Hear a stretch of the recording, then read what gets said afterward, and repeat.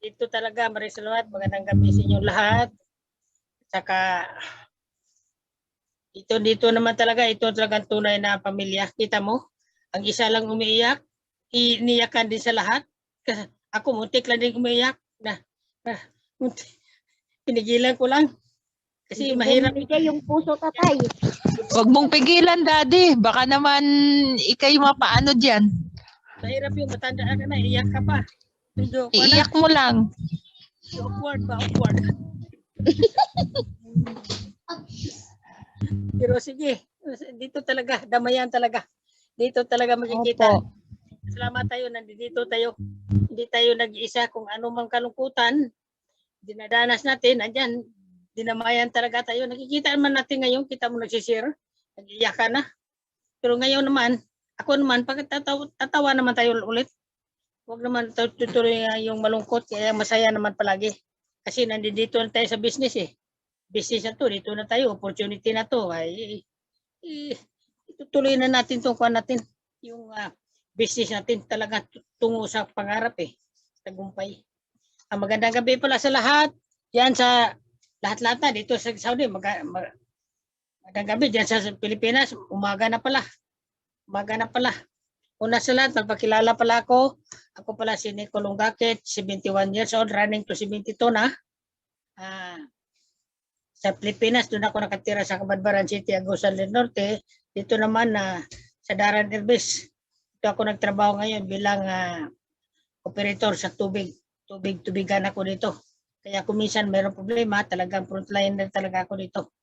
Kung mayroong problema sa tubig, wala man tubig, ma-broken pipe man, kung ano, basta tubig, frontline talaga ako. Kasi kumbaga, ako talaga in charge sa lahat.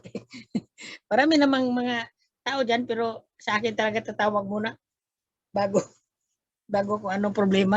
Kaya kung minsan na, di ba, nag-open ako sa cellphone ko doon, kung minsan may iwanan ko, minsan kapabalik ko lang, tatawag naman, alis naman ako, minsan sabi ko, patayin ko na lang sa cellphone ko muna.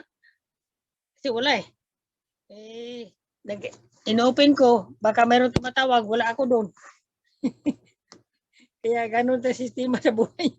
Pero sa akin naman, talagang wala na talagang negatibo. Bisa kahit konti yung negative talaga, wala na.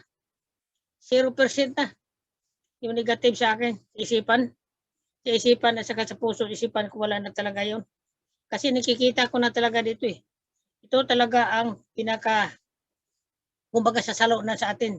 Sa darating na pantulad ko, nandiyan na sa, kumbaga, pababa na talagang araw ko, yung kulimlim na talaga yung araw. Kaya ito na pagkaganda. Ito na talaga sa salo sa akin. Kasi naniniwala naman talaga ako yung sinasabi sa ating mga appliner, sa coaches natin, na 5 years, naniniwala talaga ako nung kahit ganito, mabagalan tayo, pero mayroon naman pa isa-isa. Hindi naman natin mabigla lahat kasi mayroon nag-comment, nagsasalita, pero pagkatapos medyo alanganin, ganun na talaga. Hindi naman natin sila pipilitin din. Pero pa rin.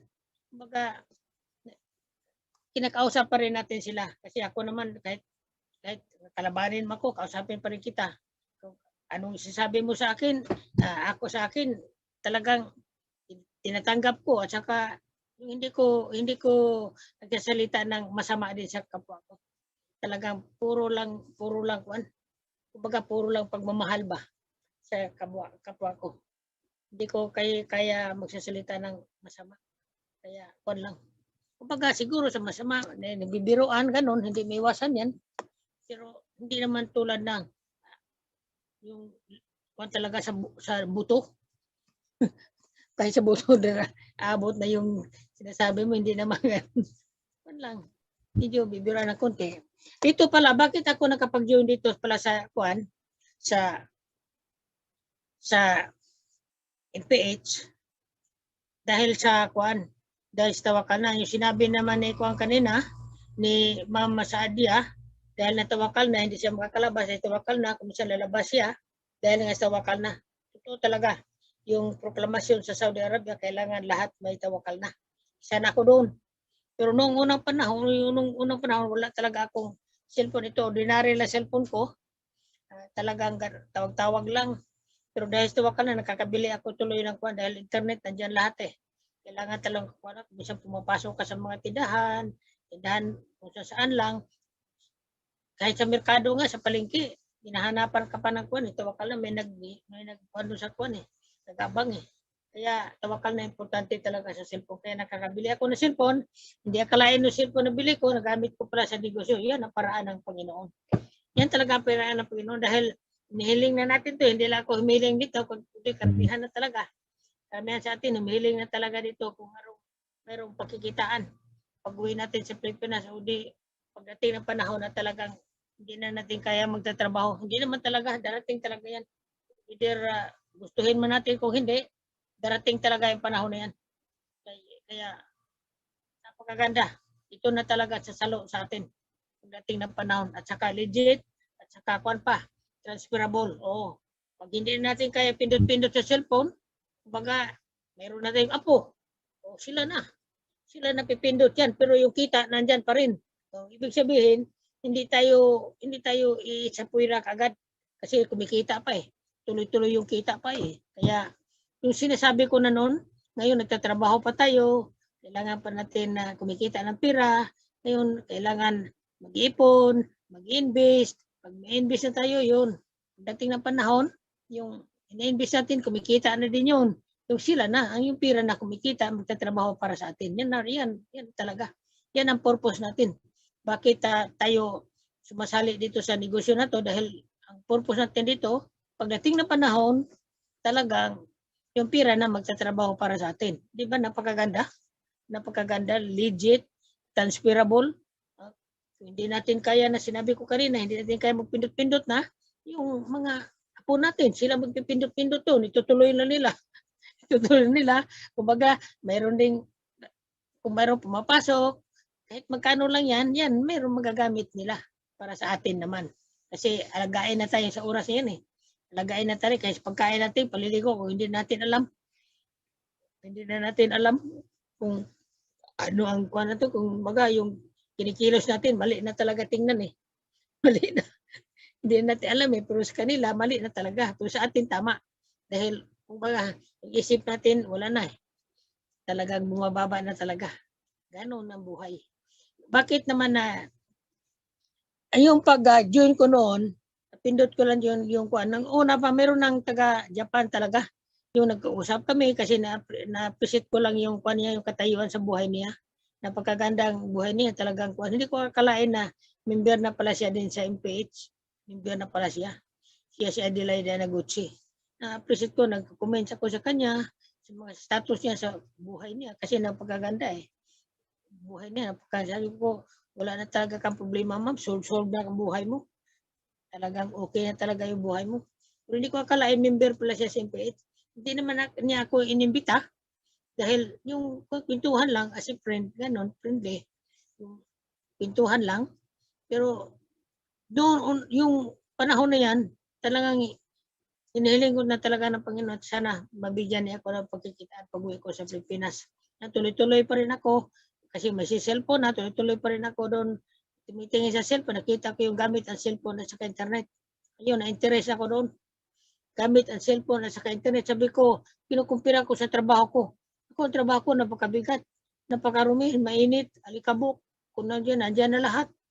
Napakahirap, pero itong cellphone, napakagaan na to cellphone. Saka internet, nako. Napakagaan ng kumikita pa. Dito na ako. Sabi ko dito na talaga. Sabi ko ito na talaga si pinagkaloob ng Panginoon pa sa akin. Binigyan ako ng business para naman sa pagdating ng panahon, kahit pa paano, may kumikita pa rin ako, mas malaki pa sa pension ko. Kasi yung pension ko doon, magkano na 2,000? Paano yun? 2,000? Wala talaga yan. Yung 1,000 ngayon, pumunta ka sa tindahan, lalo na ngayon, lalo pag tumataas ang mga bilihin ngayon, yung sa Boracay na binabalita na 1 litrong diesel, gasolina, 100 pesos. Iwan ko lang. Napakahirap na tayo. Pagdating sa atin ngayon, lahat na bilihin na, tumataas. Yung kita natin, ganun pa rin, wala na. Huli. Kumikita na tayo ng 20,000. isang buwan, eh yung sa bilihin doon, ganun lang bilihin. Yung pagtaas sa bilihin, paano tayo makakahabol? Kailangan taas ang bilihin, sana taas din kinikita natin. Yung kinikita natin, ganun pa rin, yung bilihin tumataas, wala, lugi tayo. Hindi natin kaya. Kaya napakaganda. Kaya ito na lang, tulong na lang to sa atin yung business. Kaya ito business naman to, hindi naman to talaga sabi na nakapix yung sweldo mo dito. Tama yung sinabi ni Grand Mentor Dennis na talagang dito na ako.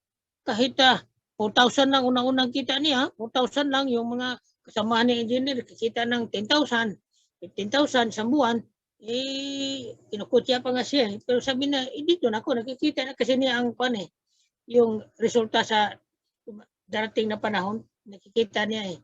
Wala ngang fix, 4,000, maliit pa yung una, pagkatapos ilan na yun. Pero ang nakakakuha na dito, nakakabuti lang dahil pataas hanggang dumating na sila, ganun pa rin sweldo, 10,000, 15,000, si Grand Winton, naabutan ng 100. Sino kayo? Sino ang kuan? Hindi nila kasi tinitingnan yung mga darating na panahon. Nakapix na sila doon dahil engineer sila, doon sila engineer ginagamit nila. Eh, si Grand Mentor, engineer naman. Pero kita mo, ginamit niya yung talagang doon talaga siya. Dinala siya ng Panginoon din doon, ginaguide siya. Doon. Kita mo pag nandun siya sa mga, siya ang founder, o dahil sa kanya, dumadami din ang natulungan niya. Hindi lang isa, dumadami na rin kumikita. Kita mo? Kumbaga, ginagamit siya ng Panginoon, parang, kumbaga, nagtiis siya ng una, sa hirap ng buhay, kumbaga, kakain siya isang araw, kuminsan 2 beses, yung ganun sistema. Pero pinagtiyagaan niya yun dahil sa nakikita niya ang resulta sa darating na araw. Kaya ngayon, tingnan mo naman ngayon, kung sino siya, talagang milyonaryo na talaga. Hindi na mapipigilan yan yung kinikita niya ng milyonaryo na talaga. Si Grand Mentor Dennis. Yung hangarin naman niya, para sa atin naman, tayo, hangarin niya, lahat tayo, umangat din sa buhay. Yan naman talaga ang purpose niya. Bakit? Marami siyang training, yung binabago niya yung mindset natin. Kasi mindset natin, tao lang tayo. Kumbaga, pinanganak tayo mahirap, eh, kuminsan, tinatanggap natin na mamatay lang tayo mahirap. Yun ang hindi maganda talaga. Kaya mahirap tayo, magsisikap tayo. Eh, sisikap tayo habang may panahon pa. Huwag hintayin na lulubog na araw, doon ka pakikilos, wala na, huli na. Huli ako nga, nagpasalamat ako. Kahit ito ng edad ko, pero nagpasalamat ko, nakita ko pa to. Kita mo, kung nakita ko pa to, bata pa ko, sana nung una pa. Pero wala eh, hindi nakikita eh, kasi ang halang lang sa akin noon dahil hindi na ako talaga, wala na akong interest sa gadget. Wala, 0% na talaga ako sa gadget. Kumbaga sa isipan natin, wala tayong hilig, kaya wala na talaga. Wala, hindi rin nakita to dahil ito palang business na to, nandiyan lang sa cellphone, nandiyan mo lang sa cellphone makikita. Kung makuting-ting ka sa cellphone, makikita mo talaga. Eh sa akin, wala na akong hilig. Ayaw ko ng cellphone, kaya hindi ko nakikita rin. Hindi ko nakikita, pero salamat pa rin ako dahil hiniling ko ng Panginoon, pinagkaloob pa rin. Di ba? Hindi lang ako, kundi tayong lahat nandito na, sa mga may edad na, tulad ni sa mga story nyo kanina, napakamalungkot yung mga story nyo, hindi na natin, napakahirap talaga sa buhay. Kita mo, mga kapamilya nyo na, masaya lang sila pag mayroon kayong binibigay na pira. Pag nandiyon na yung tiningnan mo na, binibigyan mo naman sarili mo para kinukutya ka na nila. Kumbaga, pira lang talaga kailangan nila. Wala kang ibibigay sa buwan na to, masama ka na. Hindi nila akalain kung gaano kahirap maghanap ng pera dito. Kung minsan nakikita mo, dumidiskarte lang para makakain. Kasi yung amo natin, hindi naman lahat yan. Tinitreat tayo na pamilya. Ang mga amo natin, basta amo lang sila, bahala ka na, utos na utos lang. Hindi na tinitingnan kung nakakain ka na ba, kung ano niya, wala. Basta didiskarte ka lang para makakain ka. Tama yun, didiskarte ka talaga. Paano ka maka-resistensya pag hindi ka kumakain? Kahit mga biskit-biskit lang yan, mga prutas lang yan, kainin talaga. Kahit nandun ka na sa CR, kakainin talaga. Si-CR ka doon, kakain dahil ganun talaga, diskarte ka sa sarili mo para makakain naman, malamnan yung lalamunan mo. Ganun talaga. Kasi hindi naman na talagang tanggapin na natin, wala tayong kakain, trabaho, wala, lulupay ka talaga. Hindi mo na kaya talaga magtatrabaho. Kailangan kakain din tayo kahit ganun man, medyo siguro masama sa kanila tingnan ganun, pero mas masama sa atin yung katawan natin pag wala tayong may pasok ng pagkain. Lalong masama, hindi tayong kakaya, hindi na talaga kakayanan. Pero yun lang, yung ganong sistema hindi nakikita sa mga kamag-anak natin, mga kapatid natin, sa kanila lang, may darating na pira, yun lang, pira lang hinihiling nila. Yung pira naman, ipadala mo, wala na talaga yun. Pag ipadala mo yan, doon na lang, wala na talaga. Wala, zero na yun. Huwag nang isipin, meron silang maitabi, wala na talaga. Pag ipadala mo yan, wala na yan, zero na yan. Pero hindi nila tiningnan yung kalagayan natin dito. Paano naghanap ng pera? Paano nahanap pera? Kasi sa pagkakain natin, sila dito, nakakain sila. Masarap ang kinakain nila. Kumisa, pagdating ng pira, talagang masaya sila dito. Nagsisilfie pa nga, sabi pa ni Ma'am Sadia kanina, talagang natasa ko doon sa istorya niya. Sinunda naman sa iba yung nagkuhan, talagang nag-iyakan na talaga. Allah, talaga na apektado. Dito talaga makikita yung totoong pamilya. Kita mo, matas ka eh. Matas ka sa mga istorya, sa mga kasamahan natin dito, kapatid lang tayo, pamilya talaga, sikan pamilya. Kasi dadamayan ka talaga dito eh. At saka kung malungkot ka, sasabihin mo lang sa kuhan, meron talagang pagkuhan, kumbaga, mababawasan yung kalungkutan mo. Makausapan tulad dito, banding na to, napakalaking tulong talaga to. Sa emosyonal, sa sarili natin, napakaganda, napakalaking tulong. Kita mo, kung nalulugmo ka na sa isipan mo talagang nadadown ka na talaga, pero pag dito kayo, attend ka dito, nasisharing ka dito, mababawasan yan. At saka maganda naman yung talaga, napalabas mo yung kalungkutan mo, napalabas mo yung sinaramdam mo, napakasakit yung dinananas mo, maganda yun, napalabas. Kung magagaan-gaan na, kahit iyak mo pa yan, makakalabas na yan, importante, parang pagkatapos niya gumagaan ang pakiramdam mo. At saka hindi lang kayo mag-isa, nandiyan din mga kasamahan natin, sinasabi mo, yan, dinadamayan ka rin nila, dinadamayan ka talaga dito lahat, napakaganda. Itong sikan family, treat natin to talaga sikan family. At dito naman, sa atin ko ngayon, lungkot ko, sabi ni Kwan kanina, nakikinig siya kanina si Kwan yung bago sana si Ma'am Lourdes Abilia, nakikinig kanina, pero sabi niya, tay, Kwan na lang, hindi na ko talaga ko kaya, kasi may trabaho pa daw siya bukas. Kaya sabi ko naman, huwag mo nang ipipilitin din man, pagandaan mo din dahil nag-i-injection ka sa mga pasyente doon, kung anong pasyente, baka injection mo, mabalian pa ng karaw, lalo ng problema.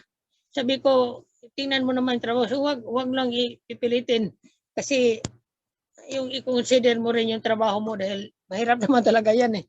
Nurse ka, nag-injection ka dyan, nagagamit, ang dami pasyente, pagkatapos inanto ka, anak ko, baka masama pa. Kaya sabi ko, hinga ka na rin, hinga ka rin. Wala naman problema dito kasi nandiyan naman si Coach Roy, nandiyan naman mga natin dito, alay taga. Pero sinabi ko sa kanya, na huwag kang mabahala talaga dito, ma'am, dahil dito talaga tulungan. Hindi ka talaga mag-isa. Ako nga, sabi ko sa kanya, kinukumpara ko sa kanya, ako nga, napagsali ko dito, maraming nasasalita, mga pamilya natin, una-una yan, negatibo talaga yan sa atin. Kumbaga, ayaw tayo mapasali dito. Pero sabi ko sa kanya, ganun talaga. Kahit sa akin, nangyayari yan. Dahil nangyayari yan talaga. Pero,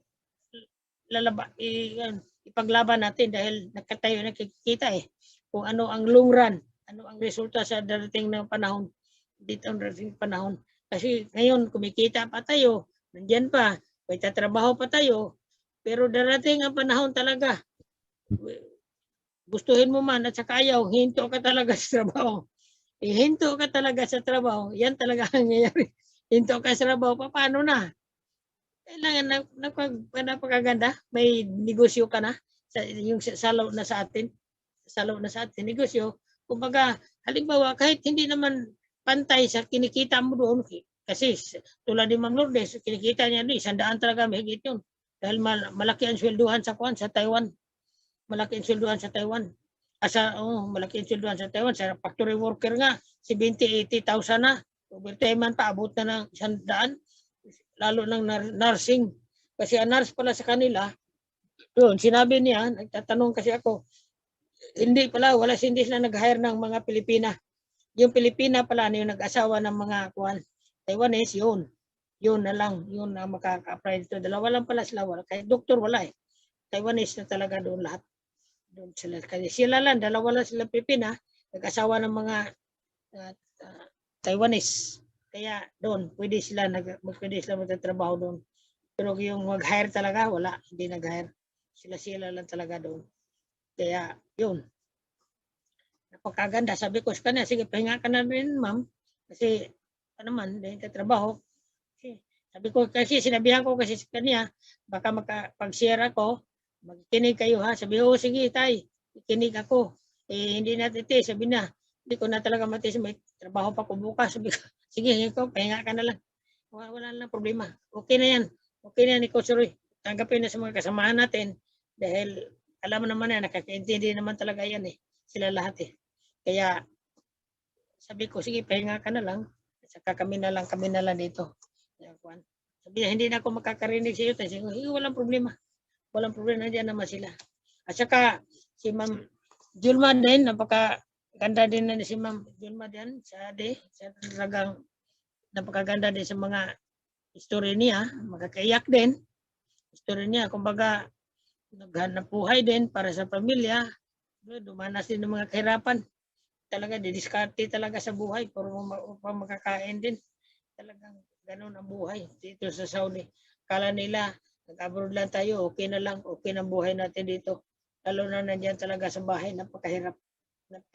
Ikumpara ko nga dito sa trabaho ko sa labas, mainit, alikabok, marumi, kung ano-ano lang yan dito. Pero napakalayo lang diyan sa kanila kasi 24 hours. Nandiyan ka pala, utos diyan, utos dito, hindi maubos-ubos yung utos. Hindi mo pa natapos yung isang trabaho, mayroong utos na naman. Kumbaga, yung utos nila, hindi nila inakala, sana yung inintindi nila din ng pagkain natin, ng pagkain, inutusan nila, hindi kayo yung utos-utos lang, bahala ka na sarili mo, diskarte kung makakain ka, kung hindi, basta utos na sila na utos. Yan ang hindi maganda eh. Nagtatrabaho talaga sa bahay. Kaya, napakaganda to, may business na tayo, itutudo na natin itong business na to para ito naman, guminhawa naman tayo sa buhay. Hindi na lang palaging naghihirap tayo kasi sa negosyo talaga ito, 100% nakikita na natin yung nandiyan na. Kaya si Kusuri, nandiyan na. O yan, 10 na yan. Kusuri, naghirap din dito noon. Noon ang hirapan dinanas niya dito. Kusuri, nandiyan na. Kita mo, nandiyan siya ngayon. Ang dami na natulungan tayo, natutulungan talaga. Wala nang ginagawa si Kusuri, tutulungan na talaga tayo dyan. Wala. Yan na nang tumutulong na talaga. Kaya magpasalamat tayo sa mga apply natin. Sila dahil talagang sila din binigay ng Panginoon para sa atin. Kasi kumbaga beginner pa tayo, hindi ba natin alam, nandiyan sila. Nandiyan, umalalay. Nung nawala siguro sa makaraang araw, naghahanap na tayo kung nasaan na.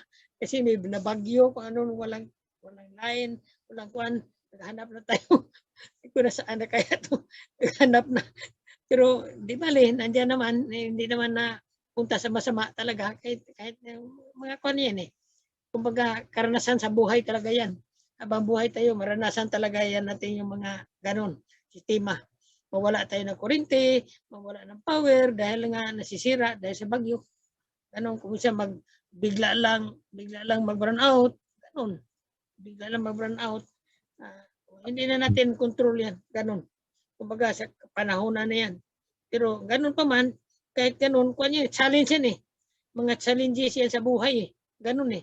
Pero tuloy pa rin tayo talaga, tuloy. Positibo tayo. Sabi pa ni Grand Mentor Dennis, 99% challenges. Failure, 99%. 1% na lang. Sisikapin natin na mapasok tayo kung makapasok tayo sa 1% na yan.